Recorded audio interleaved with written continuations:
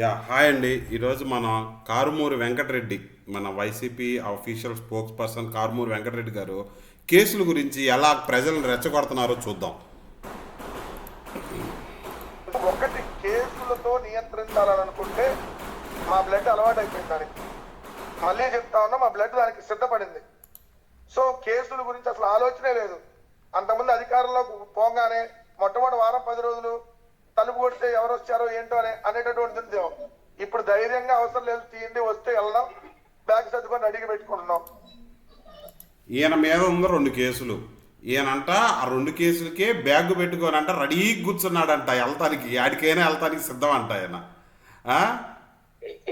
వరద బాధితులు కనుక వలస పోయినట్టుగా యాడికిపోతాడండి వీడు. వరుస కూడా కాదు, సిద్ధమంట దేనికైనా. రెచ్చగొడతాం ఏం లేదు. వలస పోయినట్టే ఉంది ఈ వ్యవహారం. ఇప్పుడు ప్రభుత్వం వచ్చి ఆల్మోస్ట్ 1.5 years నుంచి 2 years అవుతుంది. ఈయన మీద సరాసరి 2 కేసులు లేవు. అవి ఏది మొన్న కావేరీ బస్ ఇన్సిడెంట్లో ఒకటి, అంత ముందర ఎప్పుడో పుణ్యకాలం ముందర ఏదో గొడవ చేస్తే పెట్టిన కేసు. ఈయన మీద పెట్టింది 2 కేసులు. దానికి కేసులు లేకపోతే ఎవరికి తెలుసు. దానికి ఈయన అసలు సిద్ధం. ఫస్ట్లో మాత్రం ఉచ్చబోసాడంటలే, ప్రభుత్వం వచ్చిన కొత్తలో మాత్రం పడ్డాయి అంటలే గట్టిగానే.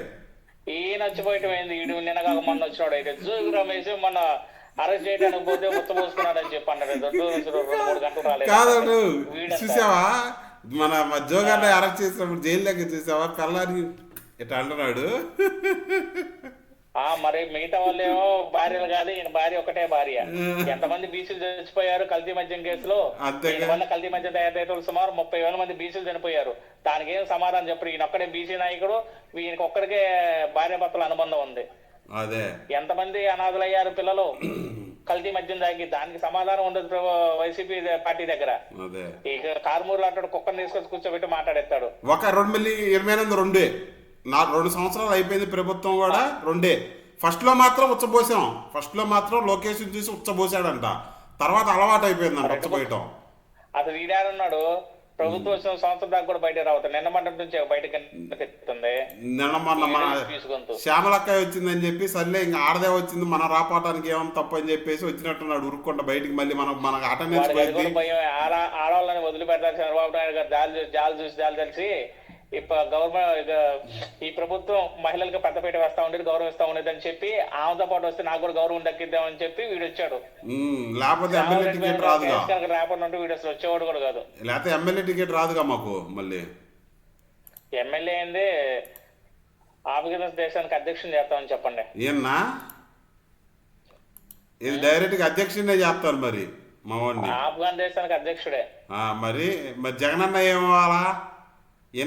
పరిపాలించాల్సింది ఆడే. వాళ్ళ పార్టీ సిద్ధాంతాలు ఏనన్నా సరే, ఆఫ్ఘనిస్తాను కల్పిస్తాను పుసిగిస్తాను అక్కడే వాళ్ళు ఉండాలి. అదే ఈయన చూసి ఏమనాలా? ఇప్పుడు ఈయన ఎందుకు అనుకున్నా ఈ మాటలన్నీ మాట్లాడుతుంది. సోషల్ మీడియా వాళ్ళు కథ భయపడుతున్నారు. ఈ 2-3 రోజుల నుంచి కేసులు పెడుతున్నారు. ఏమని కావేరీ ట్రావెల్స్ ఎలా పడితే అలా మాట్లాడిన వాళ్ళ మీద 23 మంది మీద కేసు పెట్టారు. అందరూ కథ భయపడుతున్నారు. ఏమని మాట్లాడితే మళ్ళీ కేసుల్లో ఇరుక్కుంటాం, ఎట్టాగో మా జగనన్న రాడు సావడు, జోగి రమేష్కి తెకానా లేదు, వెంకటరెడ్డి గారికి తెకానా లేదు, మళ్ళీ మనం అనవసరంగా ఇబ్బంది పడతాం అని చెప్పి బాగా ఇది అనుకుంటున్నారు. అందుకని ఇప్పుడు అర్జెంటు ప్రెస్ మీట్ పెట్టేశాడు. ఏమని పెట్టుకుంటే పెట్టుకోమన్నా కేసులు అని రెచ్చగొడుతున్నాడు. ఏం లేదు, జనాన్ని బ్యాగులు సర్దుకొని రెడీగా ఉన్నానంట. ఏది సర్దుకొని రెడీగా ఉండి కేసు పెట్టించుకొని కాలమైన పడతాడు, మాఫీ చేయించుకుంటాడు. వైసీపీ కార్యకర్తలు కదా, రెచ్చగొట్టాలా, పోస్టులు పెట్టించాలా, మనం సేఫ్ గా ఉండాలా. అంతే. పోయేది కార్యకర్తలే, పార్టీ నమ్ముకున్నాడు. మాత్రం ఎమ్మటి పోయి అధికార పార్టీ నేతలు కాలమైన పడతాడు, కేసు మాఫీ అయిపోతాయి. అది వీడి ధైర్యం. 2 కేసులు బ్లడ్ అంతా అలవాటు అయిందంట. మరి మొదట్లో మాత్రం ఆదికేశ్వరరెడ్డి, సమరసింహారెడ్డి, నరసింహానాయుడు, ఇంద్రసేనారెడ్డి అందరూ వీళ్ళకి రెడ్లు మొత్తం బ్లడ్ మొత్తం కలిపితే అంత పెద్ద కారుమూరి వెంకటరెడ్డి అయ్యాడు. మొదట్లో మాత్రం ఏదైనా ఉచ్చబడ్డాయి అంటలే కొద్దిగా. కాదు, రక్తం పొట్ల పొడ్డి అన్నాడు. రక్తం పొట్లే పడ్డాయి అంట, ఉచ్చ కూడా కాదా? అవును. ఇది బ్యాగ్ చదువుకొని రెడీగా ఉన్నాడు అంట. యాత్రలే తొందర ఎందుకు, రెడీగానే ఉన్నాడుగా. మొన్నటిదాకా ఏమన్నాడు, అంతేలే తేడా వస్తే లేచిపోతారని చెప్పి చెబుతున్నాడు. మొన్నటిదాకా జోగి రమేష్ ఏమన్నాడు, అధ్యక్ష వాడికి ఆంధ్రప్రదేశ్ ఇల్లా పంప కూడా వాడు ఏడ హైదరాబాద్ లో చస్తాడు, ఈడొకడు కార్యకర్తలు ఉండాల్సింది ఏపీలో, ఇదే అవసరమైతే తట్టబేట బెంగళూరు పోతాడు. ఈడొకడు వాడు పోయిందేముంది? ఆ పకోడీ గాడు ఉన్నాడు కేఎస్ ప్రసాద్ గాడు పకోడీ నాయుడు వాడొకడు.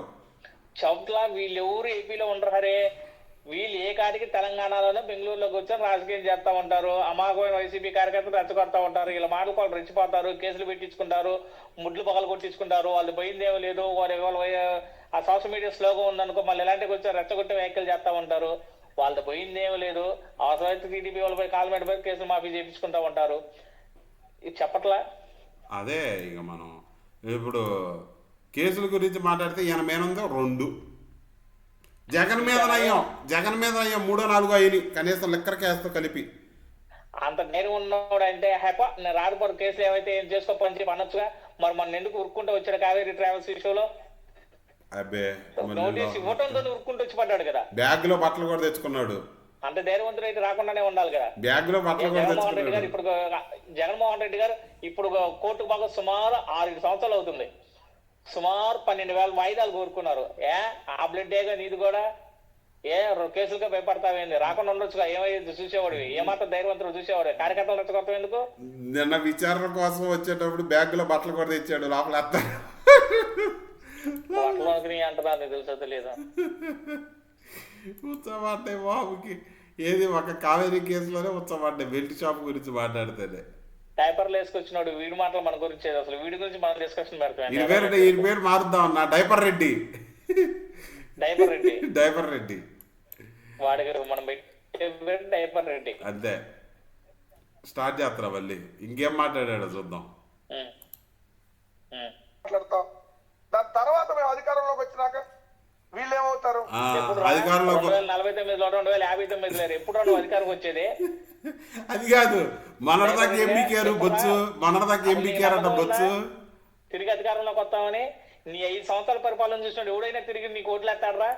బుద్ధుందా, సిగ్గుందా? కడుపు అన్నం తింటారా, పెంట తింటారా? కారుమూరోడా? కారుమూరు కాదు, డైపర్ రెడ్డి. మమ్మల్ని హట్ చేస్తున్నాడు. డైపర్ రెడ్డి మర్చిపోయి మిమ్మల్ని ఎన్నుకొని ఎంతమంది పేరు పెట్టాడు? కనీసం ఆ ఇంటి పేరెస్ దరిద్రం తీసుకొచ్చి పెట్టేటట్టు పుట్టేవారు నీ పుటక. డైపర్ రెడ్డి ఏదైనా జై డైపర్ రెడ్డి. డైపర్ రెడ్డి ఇప్పుడు మమ్మల్ని కొట్టారు, మేము కొడితే ఈరోజు భరించాం. ఎందుకు మా దగ్గర నిన్ను ఎవడురా కొట్టింది?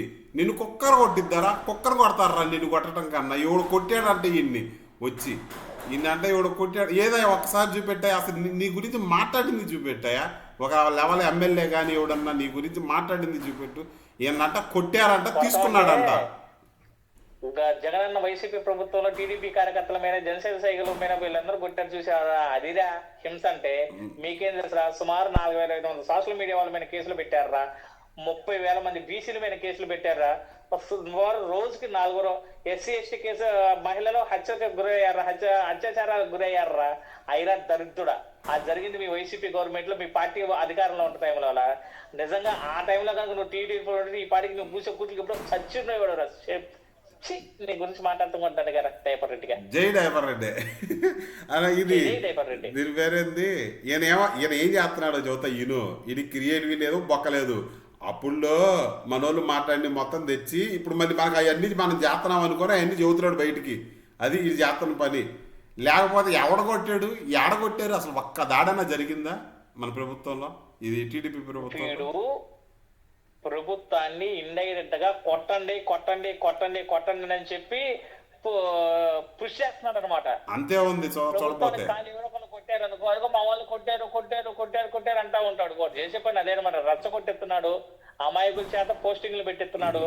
రేపొద్దున వాళ్ళు జైల్లో అయితే మళ్ళీ ఈడే బయటకు వస్తాడు. ఈడు మాత్రం ఏపీలో ఉండడు, పోయేది ఏపీలో ఉండోళ్ళు. వాళ్ళు చేసిన తప్పనులకి చేసేదేమంటారు? నువ్వు నేను పోని వాళ్ళే పోతారు. తప్పే ఉంది దాంట్లో.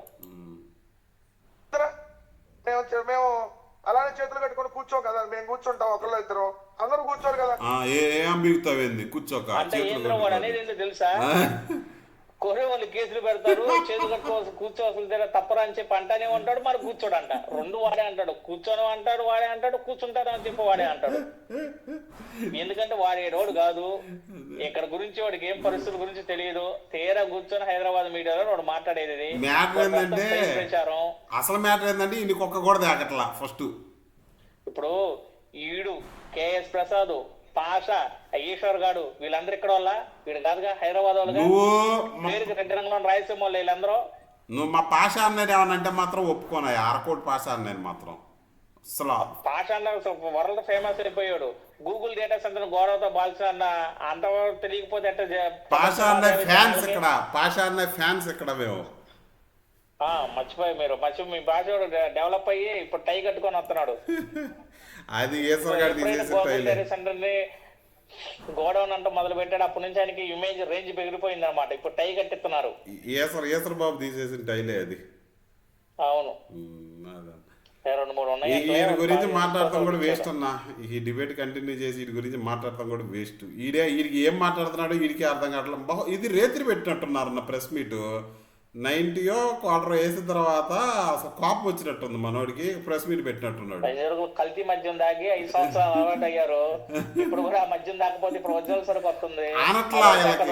క్వార్టర్కి ఎక్కదో 2-3 క్వార్టర్లు తాగాలి. పిచ్చి మంది తాగిన తర్వాత, అది తాగిన తర్వాత నా కొడుకులు ఏం మాట్లాడతారో వాళ్ళకే తెలియట్లేదు. తాగిన తర్వాత కేసులు పెట్టిన తర్వాత భయం వస్తుంది. అందుకని కార్యకర్తలు రెచ్చగొడుతున్నారు. వీడు మాత్రం హైదరాబాద్ నుంచి ఏపీకి రాడు. ఏదో పార్టీ నాయకుడు అడ్డు చూసుకోవాలా, లేకపోతే ఈ లోపల టీడీపీ వాళ్ళు ఎవరో ఒకరు తెలిసిన వాళ్ళు ఉంటారు కదా, వాళ్ళ మీద కాలు పెట్టుబడి కేసులు రాఫీ చేయించుకుంటారు, సజ్జ అవుతాడు. లేకపోతే ముందుగానే ఎస్పీలకు పోవడం చూసి దండం పెట్టావని నన్ను ఏమనుకోకుండా ఏమనుకుని ఉంటే వస్తామని చెప్పి అంటాడు. అది చేసే పనులు. తీరై నా కొడుకుల మనసులో మొత్తం భయమే. కాకపోతే భయం కప్పుకోవడానికి మేము వీరులు దీరులు సూర్లు అని చెప్పి ఏదో ఒకటి మాట్లాడుతూ ఉంటారు. కార్యకర్తలు రెచ్చగొడుతున్నారు. వాళ్ళేమి ఇలాంటి వాళ్ళు ఉండాలని చూసుకొని రెచ్చిపోతా ఉంటారు. ముడ్లు పగిలిపోయేవి వాళ్ళు, నడువులు ఇరిగిపోయేవి వాళ్ళు, కర్రలు తోపించుకునేది వాళ్ళు. ఈడు మాత్రం ప్రశాంతంగా హైదరాబాద్ లో కూర్చొని ఈడు కేఎస్ ప్రసాద్ గారు, పాషా గారు, ఈశ్వర్ గారు క్వార్టర్ మీద క్వార్టర్ అవుతానే ఉంటారు. కాదన్నా జోగి రమేష్ ఇటు పెట్టాడు. ఏయినా లేచి వద్దాం అన్నాడు, వేసాడు. ఇంతవరకు జగన్ వాళ్ళ ఆడికి ఆడాడో రైతుల దగ్గర పోయాడంటే అన్ని చేశాడంట. కానీ లైవ్ డిటెక్టర్లు అన్నాడు, సిబిఐ కేసులు అన్నాడు, సుప్రీం కోర్టు అన్నాడు, అదేది హైకోర్టు అన్నాడు, అన్నాడు, లేదా అంతర్జాతీయ సమీక్ష అన్నాడు. తీరపై జైల్లో దిగిన తర్వాత ఏం మాట్లాడతలేదు. అంతకన్నా ఘోరం వీళ్ళు. జగన్ అన్నయ్య కూడా బాలా పాపం. మనమన్నా బాధం పట్టండి అయితే రేపటి నుంచి చెప్పి తెలియదా ఏంది, మనమన్నా బాధం పట్టి రేపటి నుంచి. మేము చెవిరెడ్డి భాస్కర్ రెడ్డి వెనకరైతే ఆ తోకుండా వాళ్ళ దగ్గర పోయి పరామర్శించి వస్తాం. బీసీలు అంటే మాకు ఎంత గౌరవం ఉంటుంది. బీసీ నేత, నా ఎస్టీలు, నా బీసీలు, నా మైనారిటీ, నా నా నా నా నా అంటా పోతాం. బీసీ నేత మేం చెయ్యం, వాళ్ళకి చెబుతా ఉంటాం. బీసీ నేత లేకపోతే ఈ బీసీ నేత ఈ బీసీ మనగాడు మరి మినిస్టర్ కోనసీమలో సుమారు 30,000 మంది బీసీల మీద కేసులు పెట్టారు. 3,000 మంది బీసీలు సంహరించబడ్డారు, హత్య చేశారు. మరి దానికి ఏం సమాధానం చెప్పారు అప్పుడు? ఆయన అప్పుడు బీసీ మంత్రిగా. ఏ బీసీకి న్యాయం జరిగింది? ఈయన చేసిన కల్తీ మధ్య వల్ల ఎంతమంది బీసీలు ప్రాణాలు పోగొట్టుకున్నారు, ఎంతో మంది తల్లులు విధవరాలు అయ్యారు, ఎంతమంది పిల్లల ఆరోగ్యాలు ఆగమైపోయినాయి. దానికి అప్పుడు లేడే బీసీ అని చెప్పి తెలియదా? ఆయన బీసీ మంత్రి అని చెప్పి తెలియదా? ఆయన అరెస్ట్ చేస్తే కల్తీ కేసులో అప్పుడు ఆయన బీసీ అని చెప్పి అందరికి గుర్తు వచ్చిందే, లేదా బీసీ అన్న కార్డుని ఎలవేట్ చేయాలా? ఇలా బతుకులకి సిగ్గుండదు. అనవసరం బీసీ సంఘాల పరువులు తీయటానికి తప్పితే. ఫైనల్ గా మరి ముగిద్దాంలే కానీ ఈ డిబేట్ ని. జై డైపర్ రెడ్డి అంతే ఇక. జై జై డైపర్ రెడ్డి.